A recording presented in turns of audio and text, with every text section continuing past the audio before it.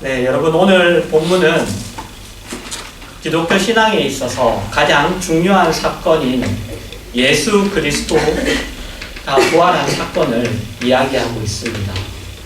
그리고 그 부활이 우리가 가지고 있는 신앙에 있어서 가장 중요한 사건이라고, 가장 중요한 내용이라고 이야기하고 있습니다. 왜냐하면 예수 그리스도의 부활은 그분이 죽으셨다는 것과 그분이 죽으신 이유가 우리의 죄 때문이라는 것과 우리도 그 부활 생명을 힘입어 하나님의 나라에서 영원히 산다는 것에 대한 근거이자 증거이기 때문입니다.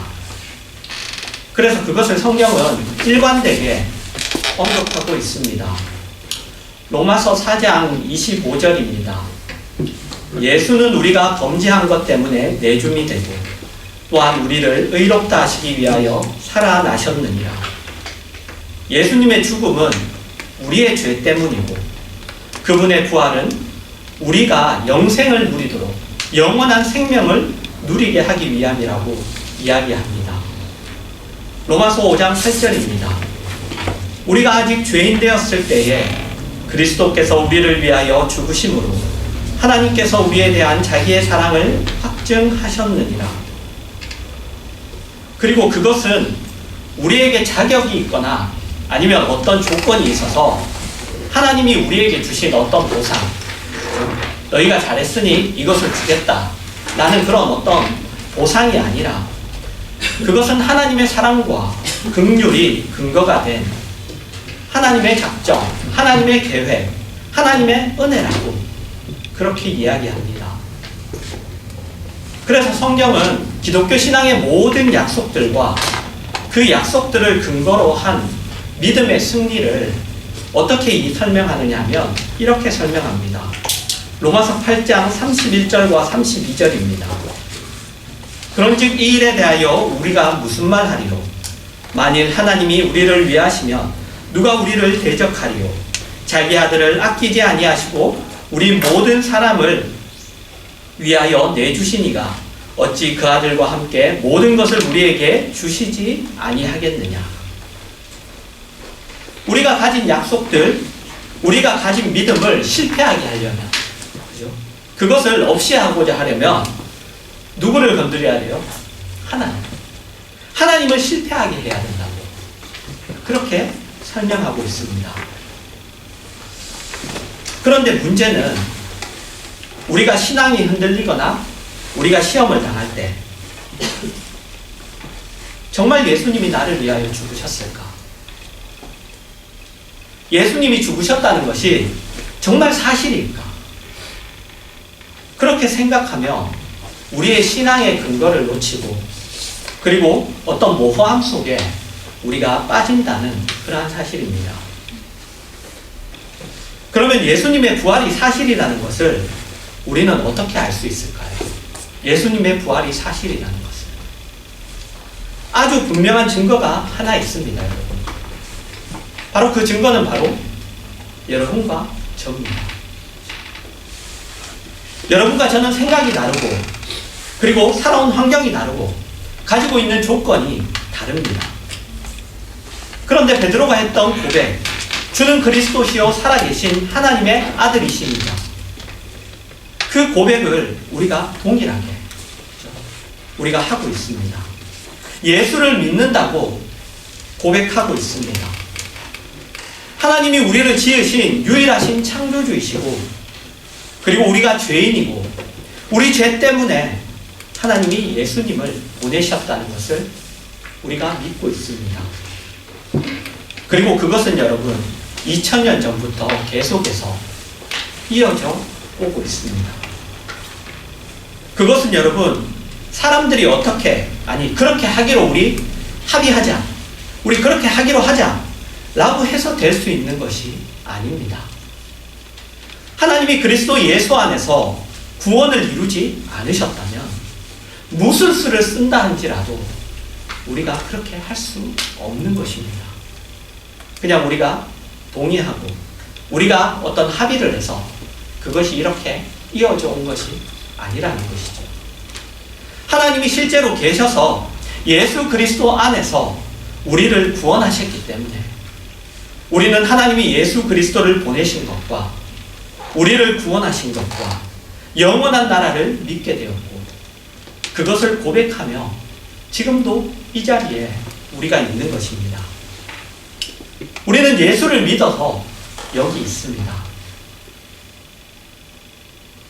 그런데 우리는 예수를 왜 믿게 되었는지 아무도 모릅니다. 그렇죠? 우리는 왜 예수를 믿게 되었나? 우리가 믿는다고 하는데도 불구하고 어떻게 왜 믿게 되었는지 우리는 모릅니다. 먼저 우리 마음 깊은 곳에서 단지 예수가 누구인지를 아는 그런 신비한 기적의 변화를 우리가 받았을 뿐이죠. 그래서 우리는 하나님의 살아계심과 하나님이 우리를 구원하기 위하여 우리의 인생과 그리고 역사에 간섭하신다는 것을 우리가 부인할 수가 없습니다. 여러분들도 더 경험하실 겁니다. 어떻게 그 일이 내게 일어나게 됐는지, 어떻게 나에게 그런 일이 있을 수 있는지 모릅니다. 하지만 우리가 간섭하셨다는 것은 알죠. 나에게 개입하셨고 나와 함께 하시고 나에게 하나님이 일하신다는 것은 우리가 부인할 수가 없는 거예요. 내가 부인하려고 해도 안 되죠.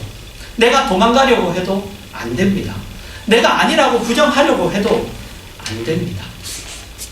그게 머리에서 내 마음속에서 떠나지가 않죠.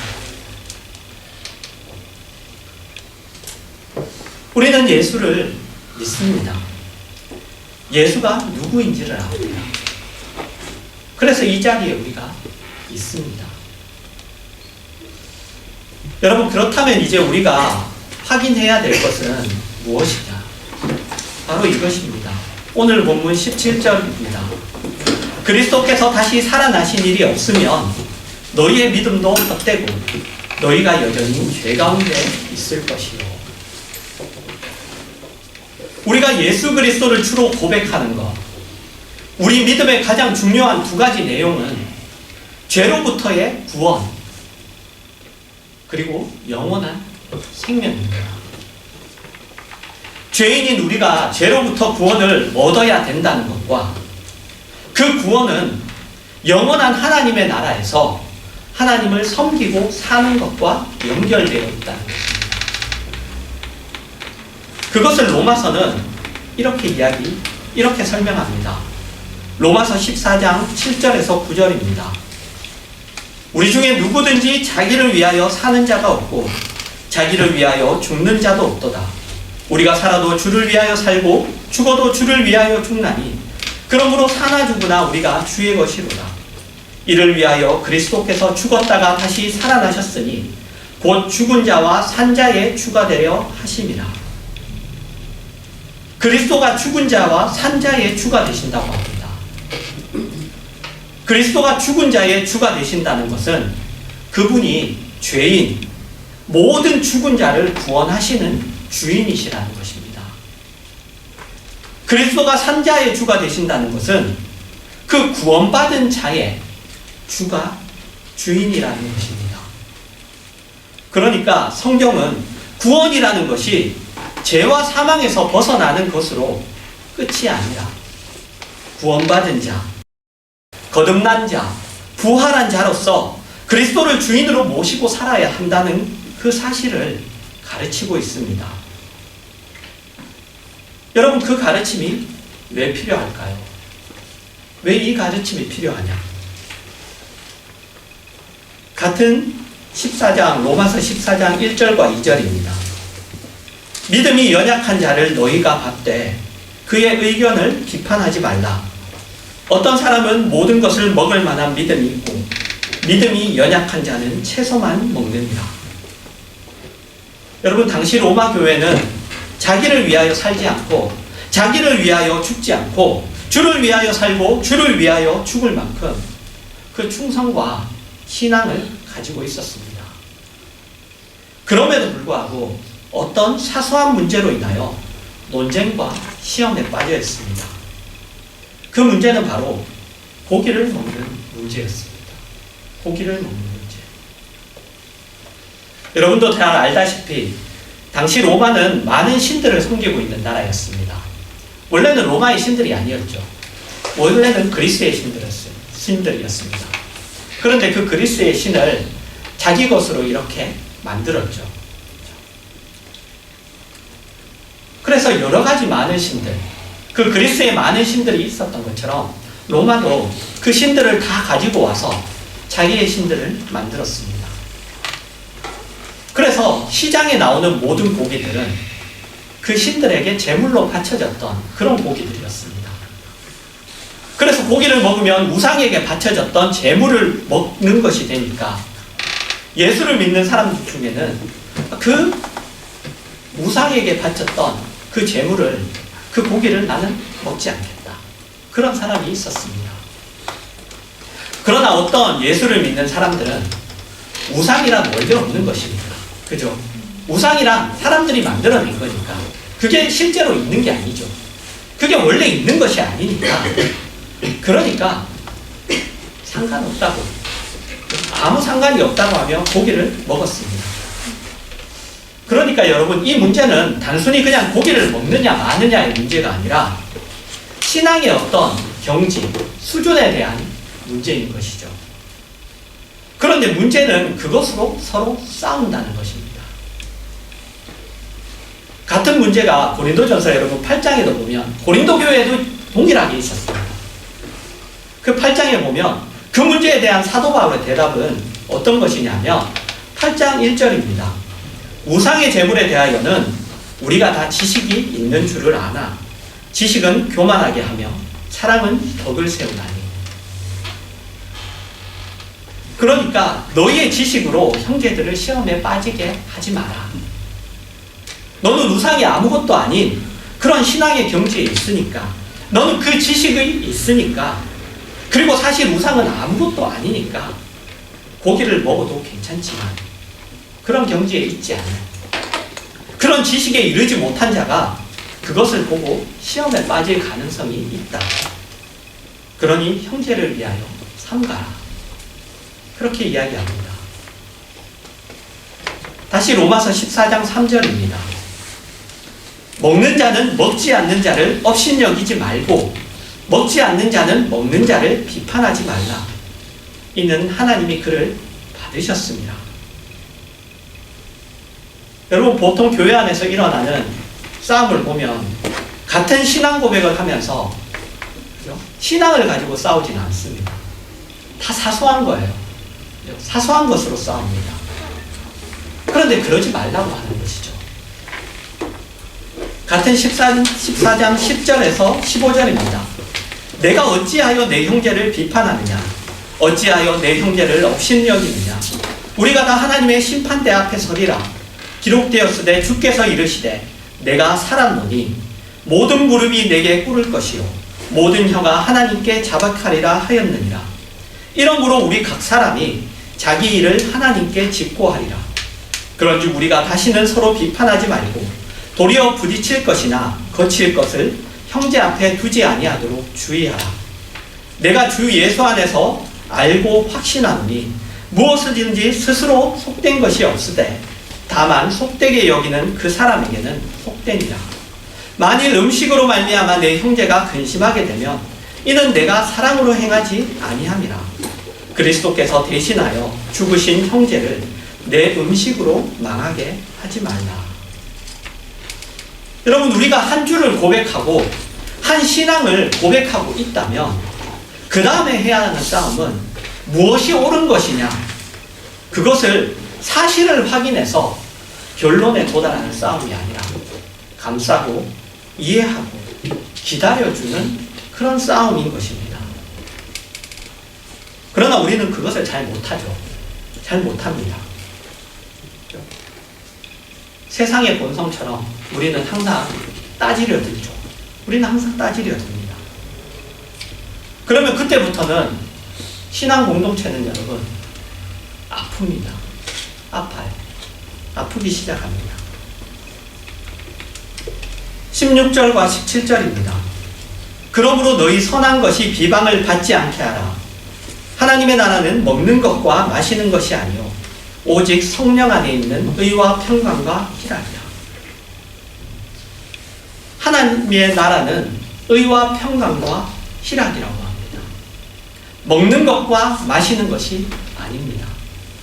고기를 먹느냐 마느냐 그런 싸움을 하는 것이 아니죠.